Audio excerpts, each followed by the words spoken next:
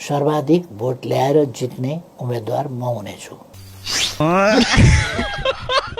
थापामा KP sir उसले हराउन बालेन शाह कम्बर कसरी लाग्नु भएको छ त? कस्ता कस्ता कहाँ गए मुसाका छोरा कोटा भन्छन् नि। केपी शर्मा ओलीलाई कसले हराउन खोज्दाखेरि सकेनन्। अब बालेन शाहले केपी शर्मा ओलीलाई हराउने यो आकाश खसे के होला जस्तो कुरा नगर्नुहोस् के ऋषिजी।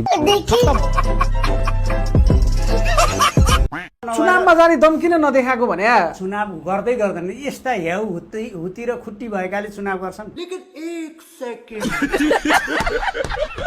माटोको त 100% यहाँ त विजय घोषणा हुनु मात्र बाँकी हो। त्यति हो। झापाको प्रतिस्पर्धामा बालेनले गुगलमा प्रतिस्पर्धा गर्छन्, केपी ओलीले भूगोलमा प्रतिस्पर्धा गर्छन्। अघिल्लोबाट केपी ओलीले 52,000 भोट ल्याउनु भयो भने यसपालि 52,000 को ग्यापमा जित्नुहुन्छ हैन। अब बालेन चाहिँ 4 नम्बर कि 5 नम्बर कता बसेर प्रतिस्पर्धा गर्नु होला। अब 5 मा कसले जित्दैछ चुनाव? समीर तामाङले।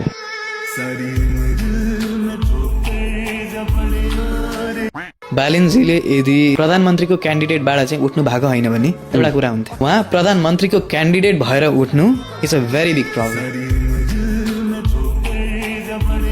यो चुनावमा अब हामी जित्छौँ नै भन्ने मैले विश्वास लिएको छु। एमाले जित्छ। के बोले भाइ? अब के बोले? हुइज केपी ओली चुनावपछि जनताले तपाईलाई जवाफ दिन्छन्। हुइज केपी ओली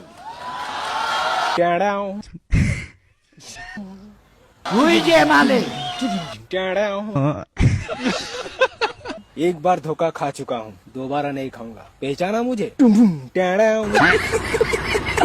तपाईको अध्यक्षले जित्नुहुन्छ झापामा 5 मा? 1000% जित्नुहुन्छ।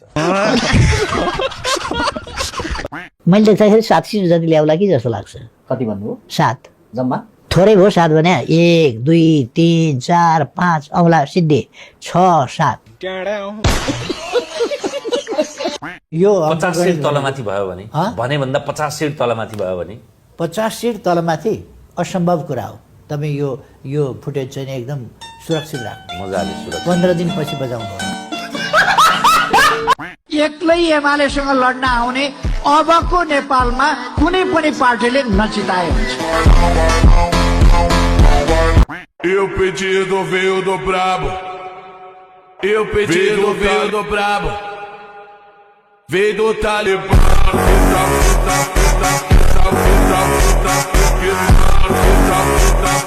नयाँ अनुहारको खोजी चाहिँ नेपाली जनताले गरे पनि होइन। मतलब उहाँहरूको जसरी चाहिँ जुन व्यक्तिलाई अगाडि सारिराखेको छ त्यस्तो व्यक्तिको हातमा मुलुकको शासन गयो भने के होला कल्पना गर्नु त एकपटक।